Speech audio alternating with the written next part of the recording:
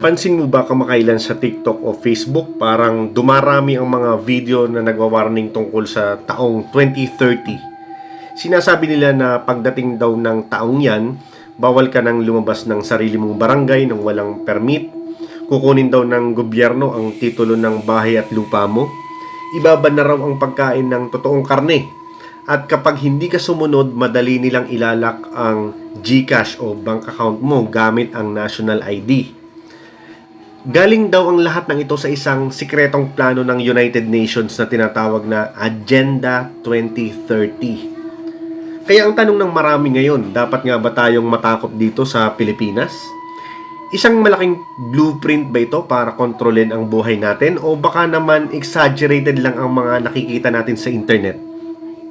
Panoorin mo ang videong ito hanggang sa dulo dahil sa huling bahagi, i-reveal ko sa iyo kung ano ang isang partikular na batas na ipinapasa na ngayon dito sa Pilipinas na pilit na ikino-connect sa Agenda 2030. At kung paano ito direktang makakaapekto sa bulsa, kabuhayan, at buhay mo. Maniwala ka, hindi mo gustong ma-miss ang part na yan. Bago tayo magpanik, alamin muna natin ang katotohanan. Ano nga ba talaga ang Agenda 2030? Noong taong 2015, nagpulong ang mga leader ng halos lahat ng bansa sa buong mundo sa ilalim ng United Nations o UN. Doon nila binuo ang tinatawag na Sustainable Development Goals o SDGs. 17 goals ito, 17 layunin.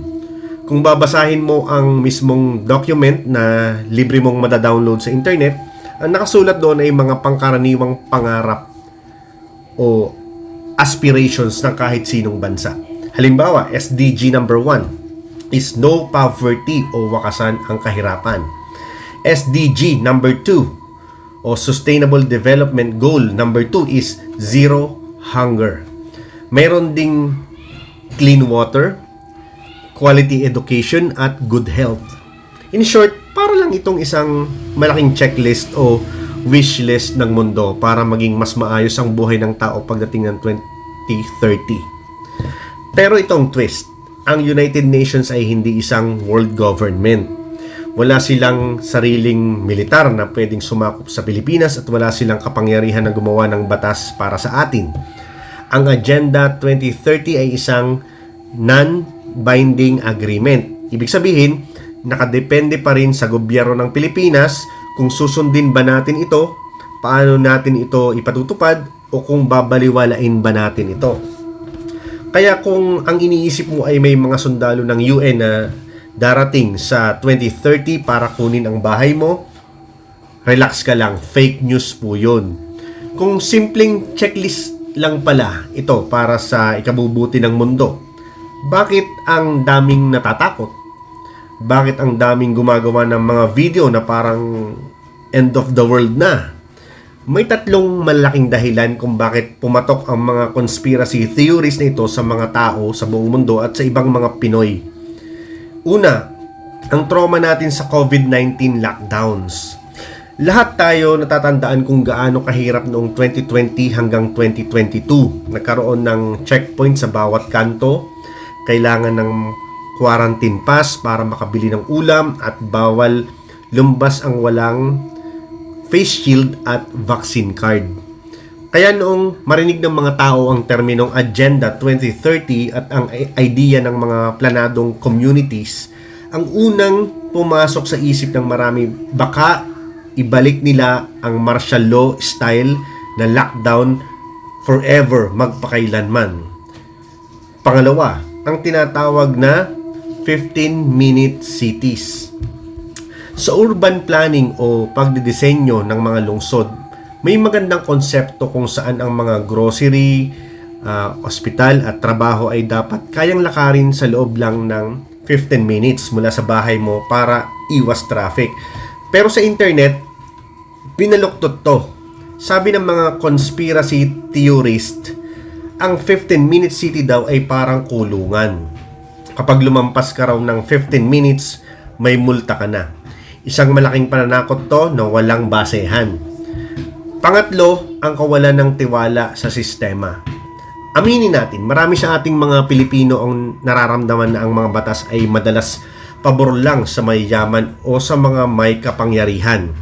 Kaya kapag nakakakita tayo ng mga dambuhalang foreign organizations na nagdidikta ng mga policies, ang automatic defense mechanism natin ay magduda.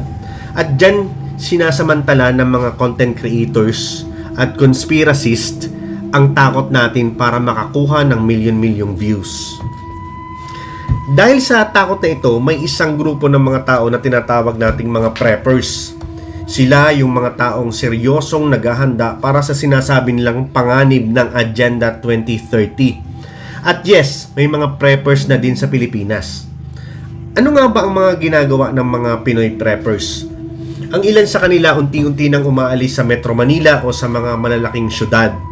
Lumilipat sila sa mga liblib na probinsya tulad ng mga outskirts ng Batangas, Quezon o kaya ay Mindoro. Bumibili sila ng mga agricultural land para doon magtayo ng bahay na tinatawag nilang off-grid. May sarili silang solar panels para sa kuryente, naghuhukay sila ng kanilang sariling poso para sa tubig at nagtatanim ng sariling gulay at nag-aalaga ng mga hayop. Ang katwiran nila, kung sakali mang ilak ng system ang pera nila o magkaroon ng food shortage sa mga supermarket, kaya nilang mabuhay ng mag-isa nang hindi umaasa sa gobyerno o sa mga malalaking korporasyon.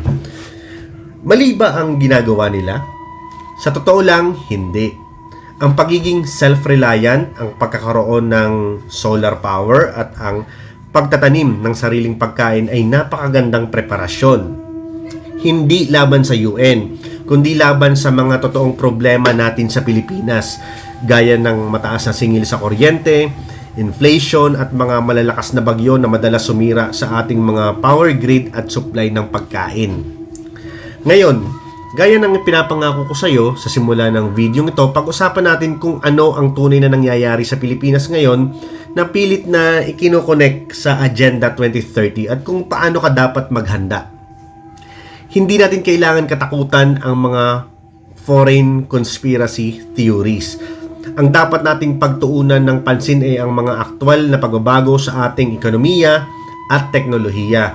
Ngayong taon, mas pinapabilis ng gobyerno ang tinatawag na digitalization at cashless transition.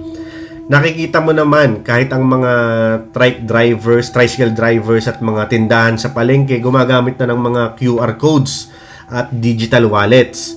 Kasabay nito ang unti-unting pagpapatupad ng national ID system para sa lahat ng transaksyon.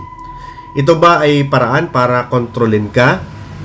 Hindi. Ito ay paraan para mas mapabilis ang komersyo at mabawasan ang korupsyon.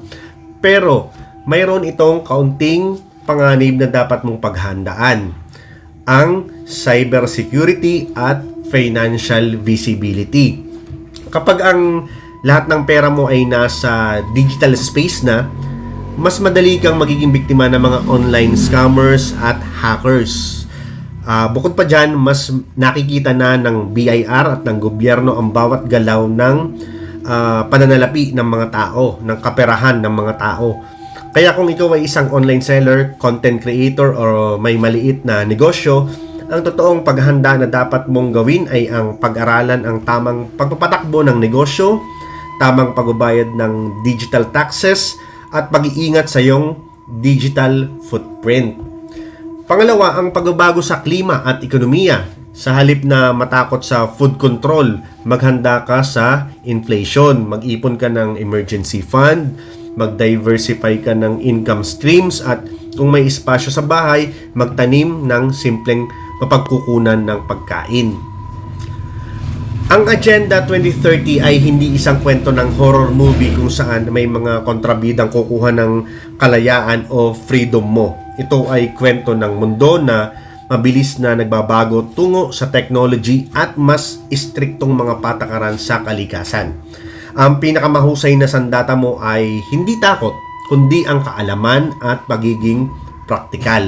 Alagaan ang kalusugan sa pamamagitan ng ehersisyo, protektahan ang iyong pamilya sa pinansyal na aspeto, at huwag basta-basta maniniwala sa mga nakikita sa social media. Sa tingin mo, naniniwala ka ba na may mas malalim na plano sa likod ng Agenda 2030 na kinatatakutan ngayon ng mga naniniwala sa mga conspiracies, ng mga preppers, o sang-ayon ka na normal na pagbabago lang ito ng panahon? I-comment mo nga ang iyong opinion. Anong masasabi mo sa ating napag-usapan ngayon? Comment mo lang sa ating comment section. At syempre, huwag mo kalimutang i-like ang video ito, mag-subscribe sa ating channel at i-share ito sa mga kakilala mo na medyo nagpapanig tungkol sa taong 2030. Maraming salamat sa panonood at magkita-kita tayo sa mga susunod na video. Stay safe and stay alert.